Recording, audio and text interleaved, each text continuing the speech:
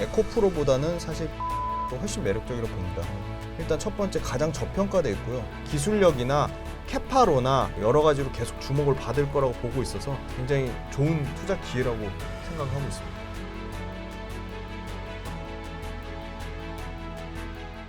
행보 반갑습니다. 오늘 초대석 시간이고요. 오늘은 훈훈한 주식의 김지훈 대표님 다시 한번 모셨습니다. 반갑습니다. 안녕하세요. 네, 대표님 또 오랜만에 뵙겠는데 네. 더 환칠해지신 것 같아요. 훨씬 더 얼굴이 더 좋아지셨습니다. 요즘에 그 1등주인 에코프로가 네네. 워낙 핫한 것 같습니다. 네네. 그래서 1등주에 대한 얘기를 우리가 안 해볼 수가 없겠는데 네. 워낙 핫한 만큼 지금 주가도 과열인데 네. 반대로 네. 이게 매도 리포트까지 유난히 나오면서 네네네. 공매도도 과열되어 있는 상황이거든요. 네네. 그래서 지금 매도와 네. 매수에 굉장히 큰 과열된 구간이 지금 네. 1등주에서 나오고 있다. 네. 이런 현상에 대해서는 개인적인 의견 좀 여쭙고 싶습니다. 네, 에코프로는 개인적으로 과열은 맞는 것 같아요. 그러니까 에코프로 펀더멘털 떠나서 과열은 맞는 것 같고 2차 전지 그러니까 실적 추정이 가능한 46개가 64% 정도 수익이 났거든요. 이거는 제가 다 데이터 해본 겁니다. 4월 어제자죠. 17일자 종가 기준으로 2차 전지 평균 46개가 64% 났고 코스닥이 35% 났는데 에코프로가 460% 수익 났으니까 너무 과도하게 오른 건 맞습니다. 그리고 사실 이것도 업종별로 그러니까 배터리 업종별로 쪼개 보면 셀이 30% 정도 상승이 나왔고 그다음에 장비가 52% 정도 상승이 나왔고 그다음에 다 쪼개 볼게요. 양극재가 134% 정도 상승이 나왔고 원자재가 에코프로 포함해서 237% 나왔으니까 지수 상승 자체로는 과도한데 에코프로는 수급이 업그레이드 될 수 있는 게 5월 달에 MSCI 지수에 편입될 가능성이 매우 높다고 보고 있거든요. 5월 달에 편입될 조건이 있는데 그게 이제 단기 과열에 해당되면 제외되거든요. 이게 400% 기준인데 지금 현재 주가 기준으로 387%니까 여기서 13%만 더 오르면 MSCI 지수에서 제외되는데 그게 굉장히 그러니까 에코프로 수급적인 측면에서는 좀 부담이 되는 것 같고 근데 에코프로가 계속 말씀드리지만 에코프로가 갖고 있는 자회사가 이제 첫 번째가 에코프로 BM이 있잖아요. 그다음에 전구체를 만드는 에코프로 GEM이 있고 수산화 리튬을 만드는 에코프로 이노베이션이 있고요. 리사이클링하는 에코프로 CNG가 있고요. 그다음에 뭐 환경사업 그 가스 저감장치 그걸 하는 에코프로 HN이 있고요. 근데 이 상장사는 에코프로 HN하고 에코프로 BM밖에 없는 거죠. 그래서 사실은 나머지 회사들도 충분히 다 개별적인 그 상장에 대한 모멘텀을 갖고 있어서 그 부분도 주가에 또 반영된 부분도 있거든요. 그리고 에코프로 BM의 지분 가치, 에코프로 CNG의 지분 가치, 에코프로 HN의 지분 가치, 수산화 리튬을 가공하는 에코프로 이노베이션의 지분 가치를 다 합치면 현재 시가총액 기준으로 소위 말하는 지금 PER로 치면은 사실 20배가 안 되거든요. 11배 정도 나오고 제가 맨날 강조드리는 PER을 이제 영업이익의 성장률로 나눈 PEG로 나눠도 여전히 1배 미만이니까 주가는 450% 올랐지만 에코프로 자체가 가지고 있는 자회사의 상장 가치랑 에코프로가 갖고 있는 매출과 이익의 성장성 에코프로도 매출과 이익이 보시면 매출단에서는 올해 벌써 1분기 실적 나온 게 분기 사상 최대 실적 나왔잖아요. 그러니까 산술적으로만 계산해봐도 에코프로가 지금 2조 넘는 매출이 나왔거든요. 1분기에 2조 589억이 나왔고요.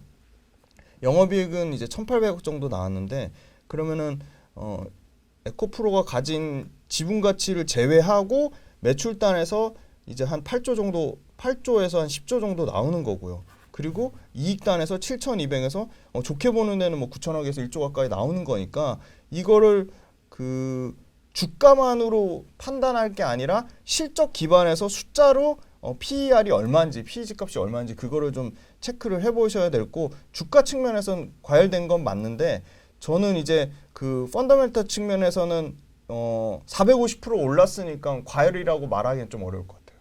그러니까 주가하고 펀더멘털하고 나눠서 봐야 되는 것 같고요. 근데 그건 있죠. 상대적인 비교가 엄청 중요하니까 포스코홀딩스는 사실 지금 포스코홀딩스 계속 말씀드리는 이제 아르헨티나 염호도 갖고 있고 아르헨티나 광석도 갖고 있는데 그거에 대한 지분 가치랑 포스코홀딩스가 갖고 있는 포스코 케미칼의 지분 가치 그리고 포스코홀딩스도 포스코 HI 클린메탈이라고 그 리사이클링 하는 거에 지분 가치 그다음에 포스코 인터내셔널의 지분 가치 그러니까 이런 포스코가 갖고 있는 지분 가치에 비하면 지분 가치의 합산으로 봐도 포스코홀딩스는 PER이 최근에 주가가 올라서 8배에서 9배밖에 안 되는 거고, 에코프로가 갖고 있는 자회사들의 지분 가치랑 포스코홀딩스가 갖고 있는 지분 가치 합산 지분 가치를 비교해 보면 상대적인 비교에서는 에코프로가 비싼 건 맞는 것 같아요. 포스코홀딩스가 너무 싸거나. 근데 포스코홀딩스가 너무 싸다기보다는, 왜냐면 포스코홀딩스도 지금 42만 원, 43만 원대 올라오면서 지분 가치가 수산화 리튬에 대한 지분 가치도 어느 정도 반영이 되고 있는 것 같거든요. 근데 지금 에코프로는 에코프로 BM, 에코프로 CNG, 에코프로 HN, 에코프로 이노베이션 모든 지분 가치를 다 합산해도 사실은 에코프로 지금 현재 주가 수준 저는 나온다고 보고 있거든요.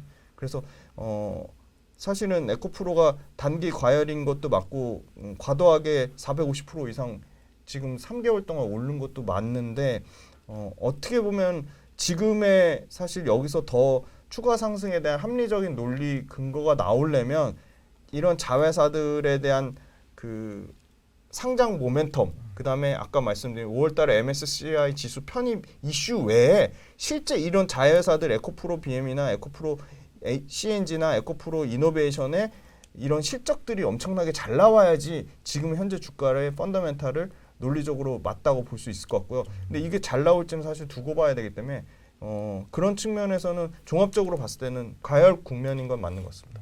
네, 그럼 이것도 좀 여쭙고 싶어요. 네네. 사실 2차 전지가 지금 대중들이 다 네. 좋다고 생각을 하긴 하는데, 네네. 여기에서 더 좋아지기 위한 요건과 네네. 혹시라도 좀 안 좋아질 수 있을 만한 요건이 네네. 있을지 좀 궁금하거든요. 일단 제일 중요한 게 배터리의 판매량, 그러니까 배터리를 쓰는 전기차가 잘 팔리는지 그게 중요한데, 전기차의 판매량은 2월달 데이터 보면은 전년 대비해서 50% 정도 증가를 했습니다. 그건 분명한 사실이고, 우리가 제일 봐야 될 거는 북미하고 유럽에서 성장률인데, 북미에서는 일단은 2월달 기준으로 71% 정도 성장률이 나왔고, 유럽은 성장률이 되게 둔화될 거라고 했지만 그럼에도 불구하고 유럽은 20% 정도 성장이 나왔거든요. 이건 실제 전기차의 판매량이고요.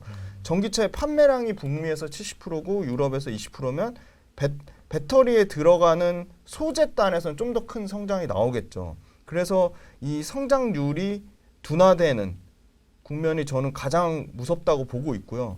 성장률이 둔화되려면 가장 먼저 철저하게 수요와 공급단에서 수요보다 공급이 초과되는 상태가 되는데, 아직까지는 다행히도 공급이 초과되는 상태는 아니거든요.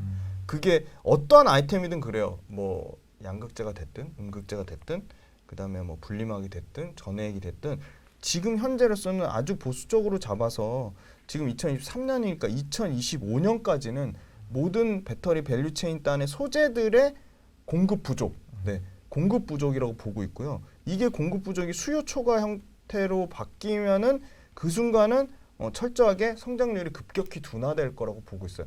저희가 과거에 휴대폰의 판매량이 2010년 초반에 이제 애플 아이폰 나오면서 100%, 200%씩 증가하다가 50%로 꺾이고 20%로 꺾이는 순간이 있었거든요. 근데 지금 전기차의 판매량은 50%, 100%씩 증가하는 국면이에요. 왜냐하면 전기차의 판매가 50%, 100% 증가하는 가장 큰 이유는 테슬라만 전기차를 주도적으로 했다면 지금은 테슬라를 제외한 1등부터 10등까지 완성차 업체들이 가진 주도권을 내려놓고 전기차에 완전히 올인을 해야 되는데 올인하지 않았잖아요. 그래서 전기차에 이제 완전히 올인하기 시작했고 2030년부터 2035년 사이에 탈탄소, 어찌됐건 간에 탄소 중립 사회로 가기 위한 필수적으로 무조건 내연기관차를 타지 말아라. 내연기관차 생산하지 말아라. 그건 유럽만 해당되는 건 아니고 북미도 해당이 되거든요. 그래서 유럽과 북미에서 이 탈탄소라는 환경적인 이슈 때문에 우리가 선택의 여지가 아니라 필수적으로 무조건 전기차를 탈 수밖에 없고, 이 2030년, 35년까지 그럼 성장률이 얼마나 남아있냐. 제가 봤을 때는 2030년부터는 성장률이 20%대 밑으로 떨어지더라고요. 근데 2026년까지는 전 밸류체인의 성장률이 45에서 최대 좋게 보면 55%까지 성장률은 계속 유지가 되거든요. 그래서 이 성장률이 둔화되는 시점을 엄청 디테일하게 봐야 되고, 아직 2026년까지는 좀 룸이 남아있다고 보고 있고요.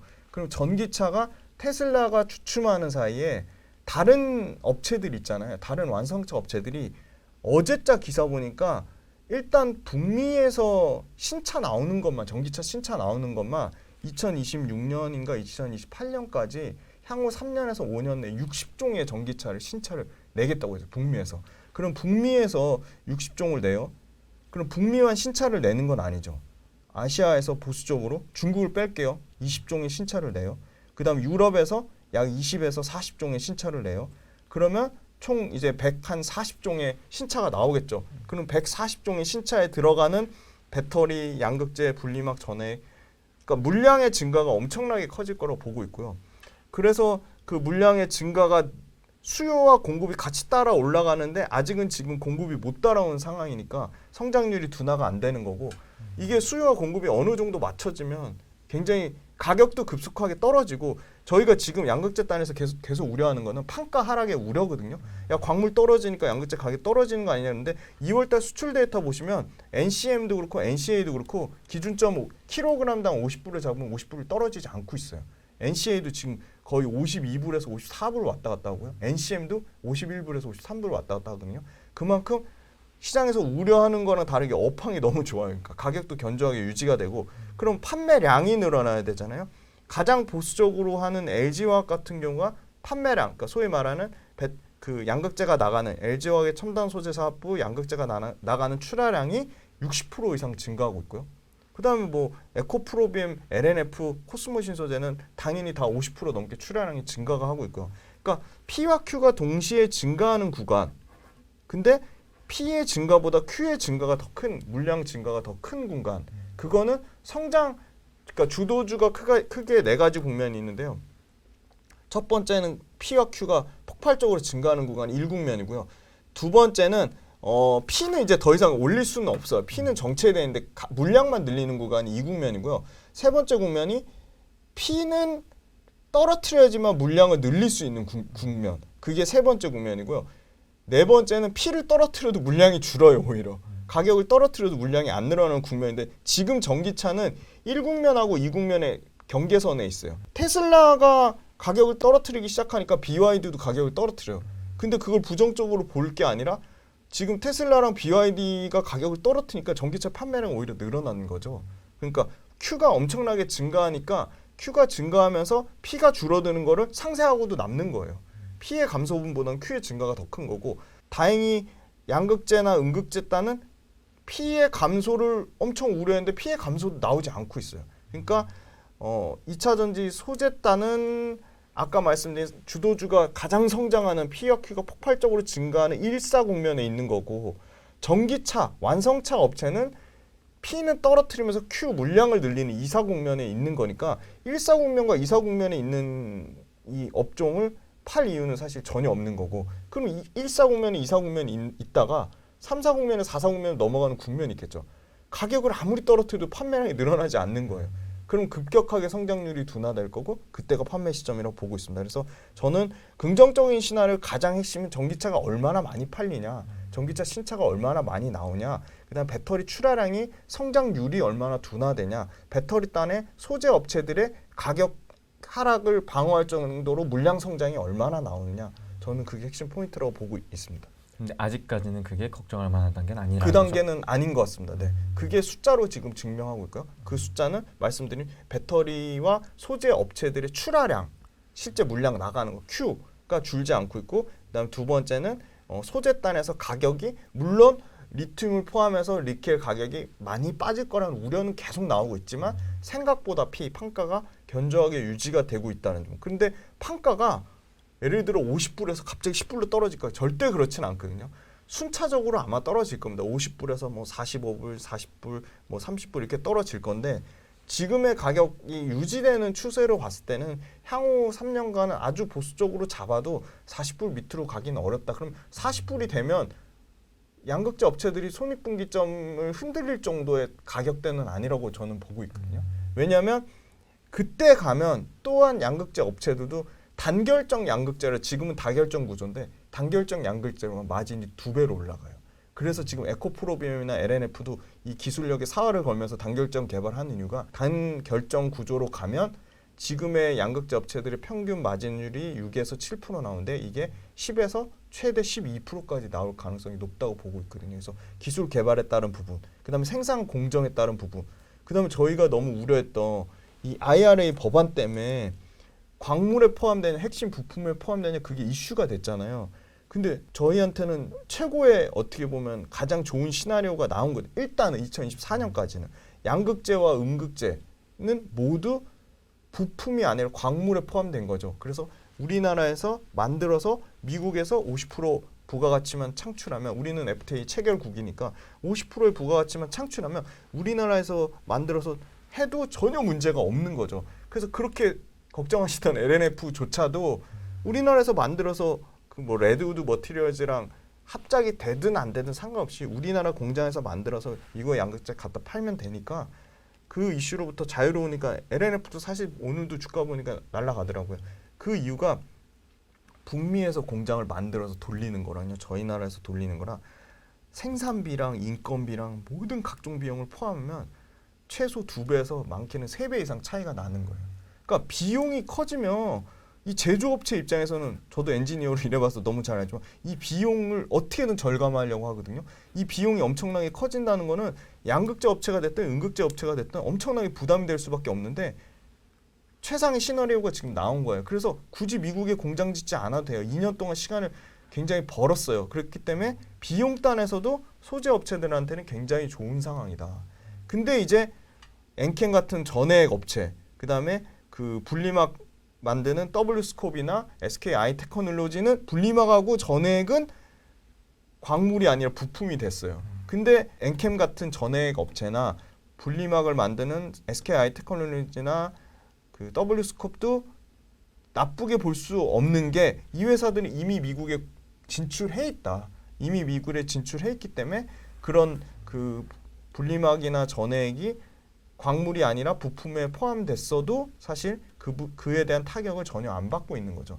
그래서 비용단에서 상당히 이 절감 효과가 나오면서 우리는 물량 증대, 캐파 증대, 캐파 증설, 물량 증가에 더 포커스 맞춰서 해야 되는 입장으로 볼 수 있고, 그리고 긍정적인 시나리오가 그 사실은 밸류 체인에 대해서 정부가 엄청 도와주고 있더라고요. 정부가 야, 광물 지도 만들어, 광물 어디서 많이 나오는지 다 확인해가지고 직접적으로 밀어줘. 그리고 심지어 우리나라에서 공장을 짓잖아요. 이것도 아주 따끈따끈한 3일 전에 나온 뉴스인데 2차 전지 관련된 밸류체인 우리나라 공장 지면 최대 35% 세액 공제를 해줍니다. 그러니까 최대긴 한데 적어도 20에서 35% 세액 공제 해준다는 거는 비용단에서 더 줄어드는 거죠. 근데 미국 가서 공장 짓지 않아서 3배 이상 비용이 줄어들었는데 우리나라에서 지으면 20에서 35% 세액 공제까지 해준대. 그러면 당연히 2차 전지 업체들, 밸류체인 회사들이 이익 구조가 좋아질 수밖에 없는 상황이다. 그렇게 보고 있습니다. 대표님, 그럼 일단 정리를 해보자면 네. 지금 이 전기차 시장, 특히나 배터리 시장 같은 경우에는 네네. 여전히 수요가 공급을 초과하는 시장으로, 네, 맞습니다. 네, 성장률이 계속 증가하는 국면에 있기 때문에 네네. 지금은 당장에는 사실 걱정할 게 크지 않다라는 네. 얘기를 해주셨거든요. 네네. 그럼 반대로 우리가 언제까지 좋지만은 않을 테니까 네네. 이게 그런 반대로 생각을 해봤을 때는 수요가 떨어지면서 공급이 높아지거나 네네. 성장률이 둔화가 될 때는 우리가 주의할 필요가 있겠다라는 네네. 것로 또 해석이 되는데, 네네. 그럼 그 부분에 있어서 네. 결국 이 공급이 늘어나는 부분에 네. 우리는 일단 포커싱을 맞춰야 되지 않나? 네네. 라는 생각도 들거든요. 네네. 그럼 공급이 늘어나는 부분에 일단 1차적으로 우리나라 배터리에 대한 지금 증설도 있겠지만 네. 지금 북미 유럽 같은 경우에는 완성차 업체들이 또 배터리 시장에 뛰어들고 있잖아요. 네네네. 이런 부분들로 공급이 우리가 예상했던 것보다 좀 빨리 늘어나면서 네네. 성장률이 둔화가 되는 시점이 또 앞당기지 않을까라는 우려도 되는데, 이에 대해서는 어떻게 생각하세요? 제일 첫 번째는 이제 뭐 생산 수율 문제가 있을 거고, 그다음에 두 번째는 비용의 효율성 측면이 있을 거고요. 그다음에 세 번째는 어떤 뭐 기술의 진입 장벽이 있을 겁니다. 근데 테슬라는 지금 아주 주도적으로 뭐 기술 진입 장벽, 비용 효율성, 생산 수율 다 우리가 다 해낼 수 있다 하면서 열심히는 하고 있는데 실제 결과는 쉽지 않다. 쉽지 않고, 사실 유럽의 많은 완성차 업체들도 배터리를 내재화하려고 했는데 실패하고 있거든요. 그래서 이 부분도 완성차가 실제 배터리를 내재화하는 거가 가능한다 할지라도 시간은 굉장히 오래 걸릴 것 같다. 그게 아주 보수적으로 잡아도 2026년 전까지 될까? 좀 어려울지 않을까.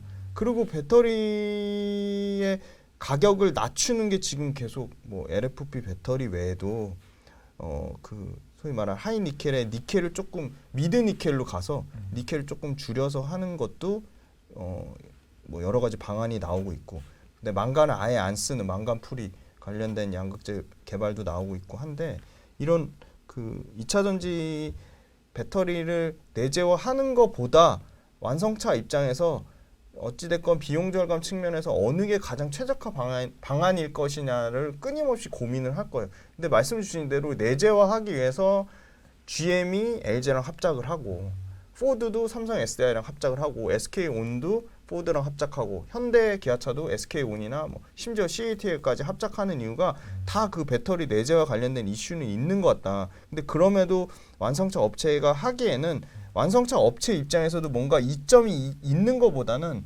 여러 가지 아까 말씀드린 생산 수율, 비용 효율성, 기술 진입 장벽을 다 커버하기에는 완성차 업체가 굉장히 부담이 많이 된다. 그래서 그거는 조금 더 시간이 걸릴 거라고 보고 있고요. 사실 더 부정적인 거는 사실 중국이 테슬라랑 CATL이랑 합작을 한다. 포드랑 CATL이랑 합작을 한다.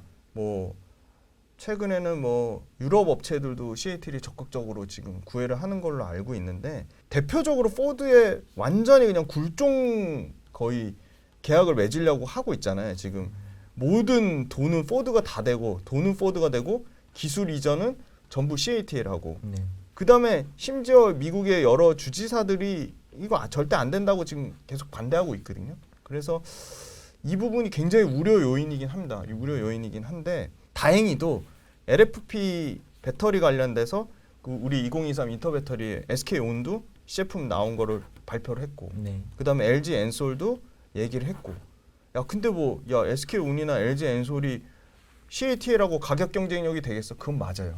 가격 20% 정도 차이가 난다고 하더라고요. 근데 그럼에도 불구하고 우리가 배터리 선택할 때 소재도 마찬가지일 것 같고요. 무조건 싼 것만 하진 않거든요. 그러니까 물론 LFP 가장 저가 그 막 진짜 480만 원인가 550만 원짜리 BYD 차, 그거는 물론 CATL의 배터리를 쓰겠죠. 근데 지금 심지어 파나소닉에 들어가는 배터리, 그다음에 말씀하신 CATL에 들어가는 배터리가 일부 LG 엔솔로 가고 있어요, 사실. 이런 그 헤게모니의 변화가 분명히 일어나고 있다. 그래서 미국 완성차 업체하고 CATL, 그다음 미국 완성차 업체하고, 사실 BYD는 점유율 자체가 아예 1%도 안 돼요, 사실. 그러니까 BYD는 뭐 전혀 지금 뭐 북미나 유럽에서 거의 제가 점유율 아무리 찾아와도 BYD가 1% 미만이라서 점유율이 안 나와요. 근데 CATL은 나오거든요. CATL은 지금 글로벌 시장 점유율에서 LG 엔솔이 25.7%에서 25.4% 왔다 갔다 하고요. CATL은 중국 제외입니다. 중국 제외.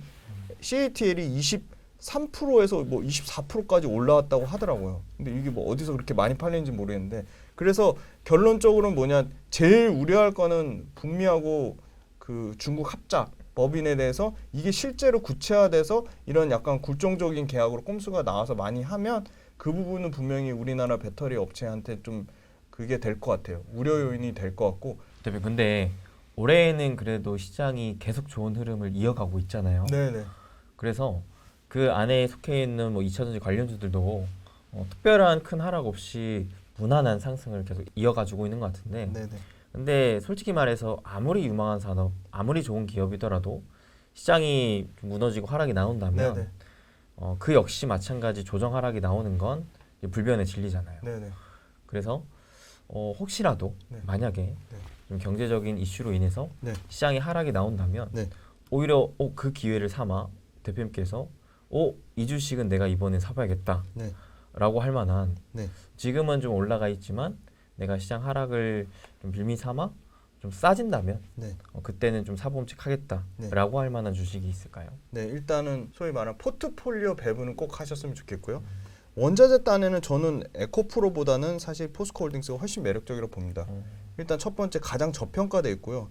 포스코홀딩스는 염호와 리튬 광산의 가치가 에코프로가 가진 탄산 리튬을 수산화 리튬으로 가공하는 가치보다는 저는 훨씬 높다고 보고 있습니다. 원자재 밸류체인에 가장 완벽하게 갖춰진 게 에코프로보다는, 에코프로도 상당히 원자재 밸류체인이 잘 돼 있지만 포스코홀딩스의 이 원자재 단의 밸류체인이 압도적이다. 저는 그렇게 보고 있고요.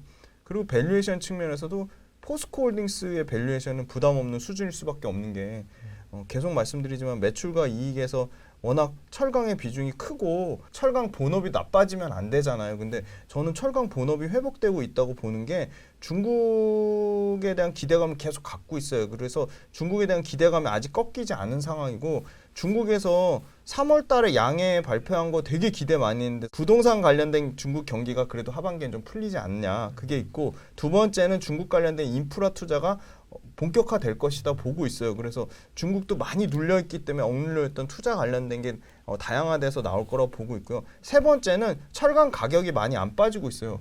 너무 재미난 게 북미에서 이제 월별로 철강 가격을 계속 올리기 시작하니까 유럽에서 월별로 올리기 시작했고요.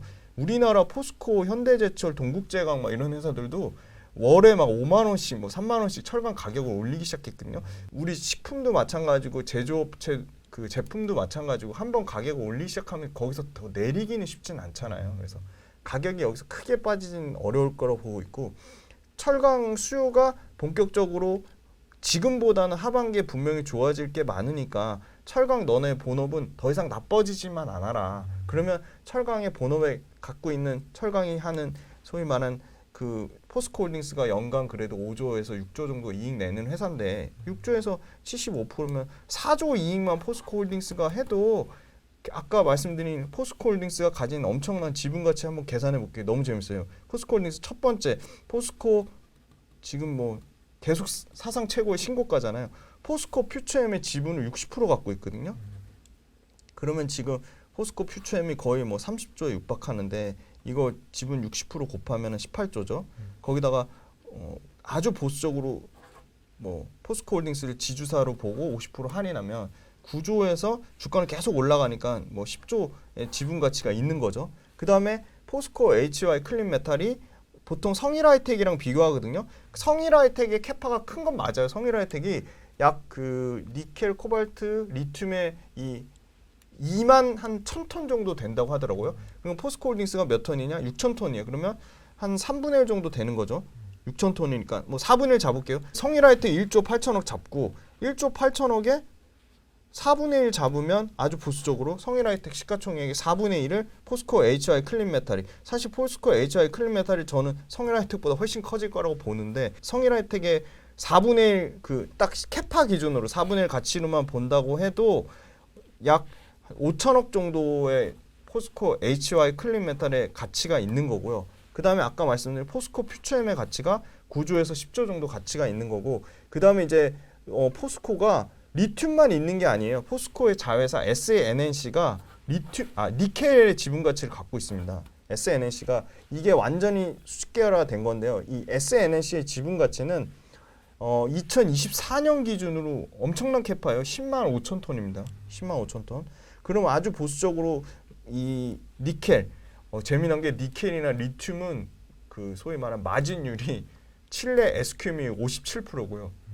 그다음 미국의 앨범알이 58%막 2% 줄었대. 58에서 56으로 줄었다고 해요. 그러니까 당연히 앨범알이나 SQM이 그 정도 마진을 받으면 포스코홀딩스도 니켈이나 리튬 광산도 있고 염호도 있는데 그 정도 마진 받을 수 있잖아요. 엄청난 마진이잖아요. 그래서 55% 마진 가정하면, 그냥 평균치 55% 마진을 가정하면 에비타 현금 창출하는 게 이게 거의 10만 5천 톤 기준으로 약 1조 3천억 정도가 나오는 거거든요. 그러면 포스코홀딩스가 갖고 있는 니켈의 가치 1조 3천억, 보수적으로 잡을게요. 퓨처엠의 지분 가치 10조, 그럼 11조 3천억이죠. 그 다음에 포스코 HY 클린메탈이 가진 5천억의 지분 가치, 그러면 11조 8천억입니다. 네. 그죠? 그다음에 포스코 인터내셔널의 지분을 또 갖고 있어요. 포스코 인터내셔널이 지금 현재 시가총액 기준으로 5조 5천억이거든요. 포스코 인터내셔널의 지분 가치 다 해서 그러면 이제 철강까지 제일 중요한 게 철강이 시총이 뭐 27조니까 그걸 다 하면은 이런 자회사들이 갖고 있는 지분 가치당 제일 중요한 거 수산화 리튬. 수산화 리튬이 그러면 어떻게 되냐? 수산화 리튬 아주 보수적으로 잡아서 98,000톤 생산된다고 치면 톤당 얼마 가격 거기다 환율 얼마 곱하면 그게 매출로 딱 나오는 겁니다. 그게 3조 6천억에서 4조 2천억이에요. 근데 아까 예비타 마진 55%가 넘는다고 했죠. 그러면 이익단에서 1조 8천억에서 최대한 보수적으로 봐도 1조 8천억이고 이익단에서 아주 러프하게 봐도 3조 이익이 애드되는 거죠. 그러면 포스코 홀딩스가 최근에 주가가 많이 올라서 예를 들어 30조라 치면 30조 외에 추가돼야 될 지분 가치와 아까 말씀드린 수산화 리튬의 가치가 최소한 10조가 넘는 거죠. 왜냐? 아까 다 더한 지분 가치만 11조 8천억이거든요. 여긴 수산화 리튬이 포함이 안 된 거니까. 그래서 저는 포스코 홀딩스가 이 2차 전지 밸류체인 단에서는 가장 저평가됐다고 보고 있습니다. 지금. 현재 주가 기준으로도. 확실히 포스코홀딩스는 네. 뭐 대표님뿐만 아니라 많은 전문가분들이 네. 굉장히 좋게 보고 계신 것 같아요. 네. 혹시 대표님이 지금은 좀 많이 올라가 있지만 네. 이게 단계적으로 주가 하락이 나온다면 네. 좀 더 중장기적인 호흡을 보면서 음. 좀 사모으면 괜찮겠다라고 할 만한 게 대표적으로 또 있을까요? 저는 나노 신소재도 여러 번 말씀드린 적이 있는데 최근 주가 진짜 많이 올리긴 올랐습니다. 그리고 최근에 나노 신소재 같은 경우는 대주주가 자꾸 파는 부분이 있거든요. 아, 그래요? 사실 근데 나노 신소재가 갖고 있는 성장성에는 변함이 없고 어찌 됐건 나노 신소재 그 CNT 도전제, 그러니까 이 나노 신소재는 CNT 정확히 말하면 슬러리라고 하는 건데요. 이 도전제 자체가 뭐 활물질 간의 전자 이동을 도와주는 아주 필수적인 역할도 하지만 배터리의 성능 향상이랑 이 충전과 수명에 굉장히 중요한 역할을 하고 실리콘이 충방전할 때 팽창하는 걸 잡아주는 굉장히 기술적인 중요한 역할을 하기 때문에 앞으로 계속 쓰여질 수밖에 없는 거고 그게 실제 매출과 이익 숫자로 찍히고 있고 나노 신소재가 하는 CNT 도전제 같은 경우는 양극, 음극 구분 없이 양극 도전제로도 쓰이고 음극 도전제로도 쓰입니다. 그리고 나노 신소재가 하는 특히 음극 도전제는 음극 도전제로 양산할 수 있는 데가 나노 신소재밖에 없기 때문에 아주 높은 기술 진입 장벽을 갖고 있다. 그리고 나노 신소재 또한 기존의 대주전자 재료에 실리콘 음극재를 적용하는 차종이 진짜 많아지고 있어요. LG 엔솔의 포르쉐 타이칸만 이제 적용되는 게 아니라 SK온과 포드의 합작인 F150 픽업 트럭, 그다음에 GM, 그리고 포르쉐 타이칸 말고 포르쉐 마칸이라고 SUV가 있거든요. 그 SUV, 그다음에 아까 말씀드린 F150, 그 외 차세대 BMW는 다양한 차종들이 이 실리콘 음극재를 적용하려고 하고 있기 때문에 Q 물량 자체가 엄청나게 커지는 건 맞아요. 그러면 대주전자 재료하고 나노 신소재는 한 세트예요. 그러니까 실리콘 음극재를 쓰면 기술적인 이유로 부피 팽창, 충방전 할 때 부피 팽창을 잡아주는 CNT 도전제를 무조건 써야 되기 때문에 어쩔 수 없이 나노 신소재 같이 갈 수밖에 없다. 그리고 CNT 도전제가 시장 자체가 엄청나게 커져요. CNT 도전제가 일단은 CNT 도전제가 얼마까지 커지냐면 시장이요. 지금 2025년 규모로 2조고요. 지금으로 치면은 3천억 정도 되는 시장인 걸로 알고 있어요. 그러면 벌써 2조면은 약 6배 성장을 하죠. 2030년에는 8조까지 성장해요. 그러면 3천억에서 5천억 시장에서 8조면요. 16배 성장하는 시장이잖아요. 엄청난 시장이고 제일 중요한 건 그럼 캐펙스 투자를 하냐? 나노 신소재도 캐펙스 투자에 아주 진심인 회사예요. 주가 많이 오르는 거 물론 친인척이 주가 파는 건 상당히 리스크입니다. 그건 분명히 체크를 해봐야 되는 거고 근데 나노 신소재도 아주 다양하게 글로벌하게 미국, 폴란드, 일본의 공장 캐파를 증설하고 있는데 지금 올해 기준으로 10,000톤이 넘어가고요. 내년 기준으로 28,000톤, 2배 넘게 캐파를 증가하고요. 2030년 기준으로 7만 톤까지 하니까 캐파 증가율이 30%가 넘어가요. 엄청난 캐파 증가율인 거죠. 그래서 사실 이 나노 신소재가 하는 CNT 도전제는 기술 진입 장벽도 갖고 있으면서 특히 음극에 들어가는 거 그다음에 양산하는 업체가 많지 않다. 그리고 나노 신소재가 당연히 LG 엔솔을 주력으로 하고 있지만 이 도전제 시장 자체가 엄청나게 캐파가 커지면 삼성 SDI는 재원산업이라는 비상장 회사가 하고 있고요. 그다음에 SK온 같은 경우도 갑자기 이름이 생각이 안 나는데 SK온도 일부 업체가 나눠서 쪼개서 들어가고 있고요. 지금 거의 LG 엔솔만 그 나노 신소재하고 LG화학 자체 도전제 사업부가 경합을 이루고 있는데 음극은 나노 신소재가 거의 주력으로 하고 있고 양극도 대부분은 LG화학보다는 나노 신소재가 더 많이 들어가고 있고 그래서 나노 신소재 굉장히 잘하고 있는데 나노 신소재 충분히 삼성 SDI나 SK온 쪽으로 갈 가능성이 매우 높다고 보고 있고요. 그리고 적용 차종이 확대되면 배터리 국내 배터리 셀 3사가 아니더라도 나노 신소재는 아까 말씀드린 이 단일 음극 도전제, 그러니까 음극에 들어가는 도전제, 단일벽 음극 도전제라고 하죠. 싱글월 단일벽 음극 도전제를 양산할 수 있는 데가 글로벌로 3개밖에 없기 때문에 나노 신소재는 기술력이나 캐파로나 여러 가지로 계속 좀 주목을 받을 거라고 보고 있어서 최근 단기적으로 주가가 많이 오른 건 부담이지만 CNT 도전제의 성장성은 여전히 견고하다고 말씀드리고 저 같으면 조정이 오면 좀 굉장히 좋은 투자 기회라고 생각을 하고 있습니다. 네, 그 조정이 올까요? 조정이 어떤 기업이든 이렇게 완전히 뭐 이렇게 수직 상승하진 않고요. 올랐다 또 옆으로 좀 기었다가 또 올랐다 옆으로 기었다 하니까 조정까지는 아니더라도 옆으로 기어가는 모습만 보여도 저는 나노 신소재는 좀 매수를 해볼 것 같아요. 네. 그러니까 좀 횡보 구간만 어느 횡보 정도 구간만 오면. 근데 예를 들어 이런 회사들 나노 신소재, 그다음에 에코프로비엠, 뭐 그다음에 또 잘 가는 뭐 코스모 신소재 이런 회사들이 월에 30% 이상 만약에 빠진다. 그러면 이게 굉장히 조심스럽게 추세 이탈로 봐야 되지 않나 저는 그렇게 보고 있습니다. 대표님, 근데 요즘에 외국인 수급을 계속 주목하고 있는데 네. 외국인들이 2차 전지를 유독 많이 매도를 하더라고요. 네네. 그러면서 오히려 이제 바닥권에서 올라오려고 하는 뭐 반도체나 디스플레이, 뭐 자동차 이쪽을 계속 매수하려고 하는 모습 보여주고 있던데 네.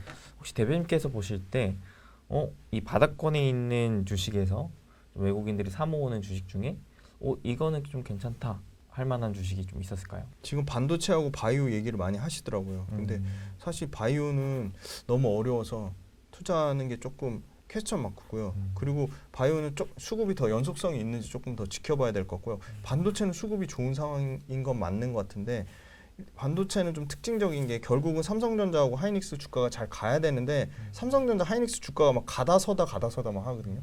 그래서 삼성전자 하이닉스가 계속 주가가 이게 더 갈까 그건 퀘스천 마크고요. 실제 업계를 확인해봐도 여의도랑 생각하는 건 다르게 실제 더 회복되는 거는 굉장히 좀 시간이 더 걸릴 거라고 보고 있어요. 회복이 안 된다는 얘기가 아니고 물론 삼성전자 감산 관련된 부분도 나오고 그 부분 굉장히 긍정적으로 보고는 있습니다. 업계에서. 그런데 그럼에도 불구하고 결국은 재고가 얼마나 빠르게 소진되고 수요가 회복되는지 여부인데 그걸 확인하고 사셔도 늦지 않을까.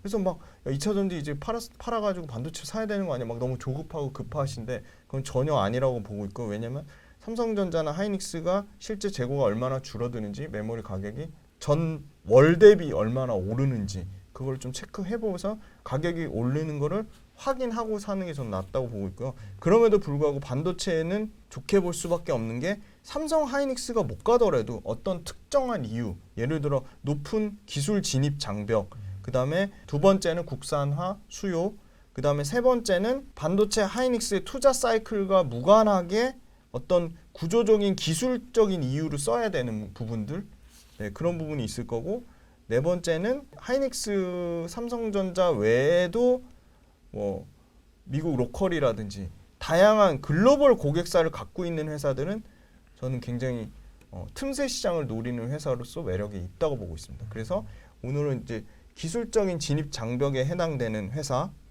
그리고 구조적으로 기술이 성장하고 구조적으로 국산화 대체 수요 이 두 가지에 맞물리는 회사를 두 종목을 가져왔습니다. 대표님께서 거의 투자하실 때 산업적인 측면에서 침투율을 되게 중요시 네, 생각하시는 것 같아요. 네. 그래서 반도체에도 그런 관점에서 이제 미래의 핵심 기술력이 있으면서 이제 구조적으로 글로벌리하게 침투를 넓혀갈 수 있는 회사를 좀 보시는 것 같은데 네. 그 중에 대표적인 그럼 뭐가 있을까요? 네, 그 침투 굉장히 중요한 얘기 하셨는데요. 지금 사실 반도체 장비는 뭐 제일 중요한 게 대당 2천억에서 3천억 정도 하는 노광 장비. 네. 그 네덜란드 ASML의 노광 장비 그리고 어플라이드 머티리얼즈의 장비 이런 장비 회사들이 거의 독점이잖아요. 그 독점하는 장비를 국산화하려고 하는 수요, 그 다음에 독점하는 이 노광 장비에 들어가는 각종 부품 소재단, 그거에 대해서 수혜를 받는 회사가 저는 대표적으로 SNS텍이라고 보고 있거든요. SNS텍도 약간 어떻게 보면 2차 전지에 대입을 해보면 2차 전지도 전기차 시장이 개화할 거라는 기대감으로 한번 시세를 주고 조정이 나왔다가 실제 전기차 시장이 개화하면서 매출과 이익이 폭증하니까 실적에 대한 반영으로 올라갔거든요. 그러면 SNS텍이 갖고 있는 이 블랭크 마스크 소재, 그 다음에 EUV에 들어가는 펠리클, 이게 실제 지금 올해 반영이 지금 안 돼 있어요. 지금 실적에는.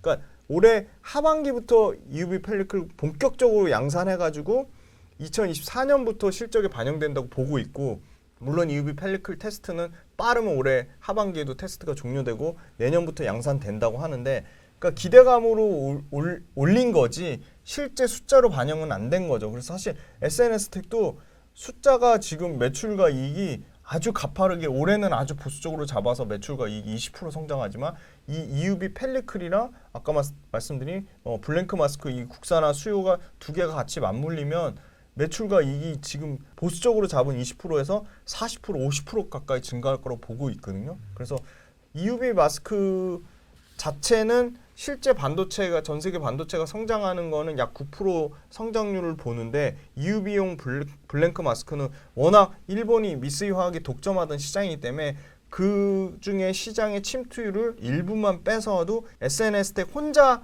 끌어당기는 그 매출과 이게 성장률은 50% 이상 날 거라고 보고 있기 때문에 그 부분이 지금 숫자에 반영되기까지 시간이 걸릴 거고, 그럼 그 와중에 주가는 뭐 조정이 나올 수도 있고 여러 가지 반도체 뭐 삼성전자, 하이닉스 빠질 때 같이 이런 회사들이 도매급으로 같이 만약에 하락이 나오면 굉장히 좋은 기회라고 보고 있고요. EUV 블랭크 마스크랑 펠리클이 P와 Q 측면에서 기존의 소위 말하는 심자에선 많이 쓰는 DUV보다 가격적으로 엄청나게 비싸더라고요. 지금 예를 들어 블랭크 마스크 같은 경우는 기존의 EUV에 들어가는 EUV 블랭크 마스크는 기존 DUV, 그러니까 심자외선 마스크보다 30배가 더 비싸고요. 그 다음에 이 소위 말하는 EUV 펠리클은 기존의 심자외선에 들어가는 심자외선 펠리클보다 70배가 가격이 비싼 거죠. P가 엄청나게 비싼 건데, 그러면 이거를 일본의 미쓰이 화학이나 일본 업체들이 독점해서 그거를 마진을 뭐 40% 이상 받으면서 다 그렇게 했는데, 그게 어느 정도 고객사 입장에서도 장비업체 입장에서도 이게 국산화만 해주면 ASML이 원하는 아주 고스펙에 이게 맞춰준다고만 하면 일본 미쓰이 화학 거를 상당히 뺏어올 수 있지 않을까. 그러면 ASML이 요구하는 스펙 조건이 너무나 까다롭고 어렵기 때문에 통과돼서 지금 컬 테스트 중인 걸로 아는데, 그게 통과돼서 내년에 본격적으로, 올해 하반기에 테스트가 끝나서 내년에 본격적으로 매출이 발생하면 매출과 이익이 커지는 것도 커지는 거지만 저는 매출과 이익의 안정성이 굉장히 보장될 것이다. 뭐 3년에서 5년 정도, 길게 보면 5년까지 EUV 블랭크 마스크랑 EUV 이 펠리클 관련돼서 매출과 이익이 성장성도 높은데 매출과 이익이 안정성이 보장되면 이 SNS텍의 밸류에이션을 좀 다르게 평가를 해줘야 되지 않을까, 그렇게 보고 있습니다.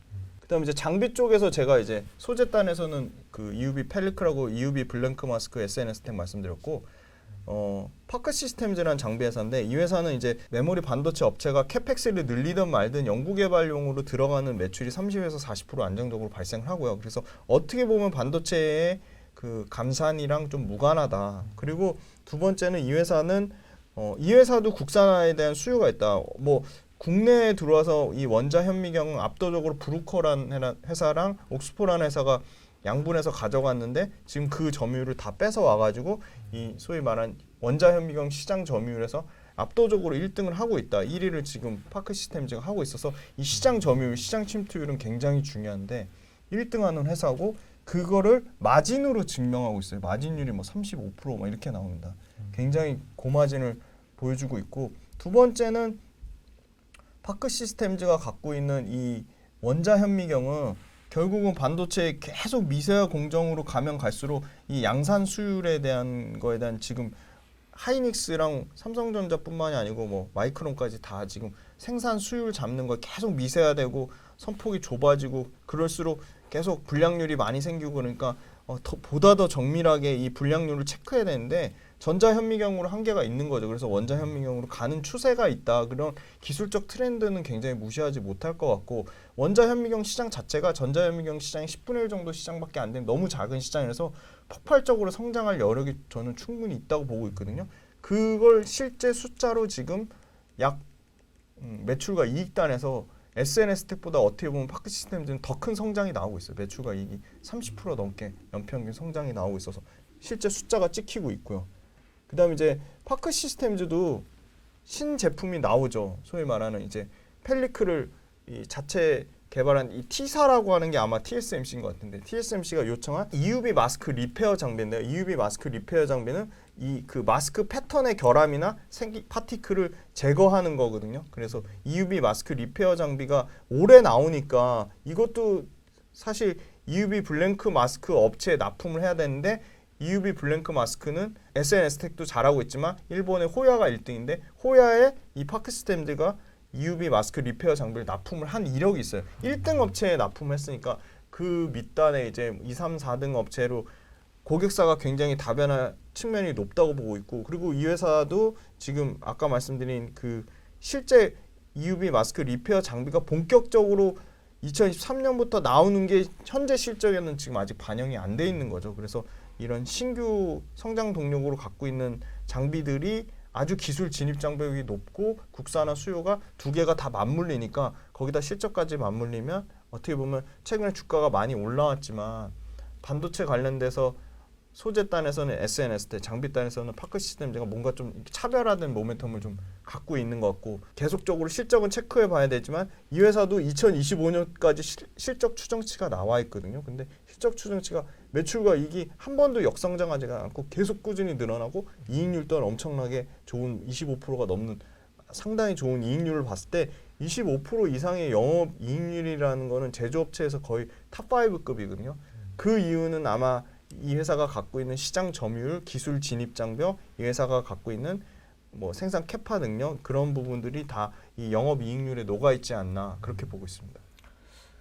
확실히 저도 요즘에 이제 저는 워낙 바닥 주식들을 좀 좋아해서 네네. 2차 전지 다음으로는 투표님께서 또 어떤 쪽에 집중하고 계신지도 궁금하거든요. 결국은 꾸준히 안정적으로 실적 성장을 내면서 결국은 숫자가 뒷받침돼줘야 되는데, 2차 전지가 아니더라도 신재생 자체의 주식들, 태양광은 한번 시세를 줬고 풍력은 시세를 줄 알았는데 못 가고 좀 굉장히 좀 부진한 상황인데, 신재생의 가장 큰 단점은 잘 아시겠지만 에너지가 불규칙한 거잖아요. 네. 그거를 ESS 에너지 저장 장치를 통해서 활용을 하고, 그 다음에 그 불규칙한 에너지를 잡기 위해서 각종 전력기기들이 필요하거든요.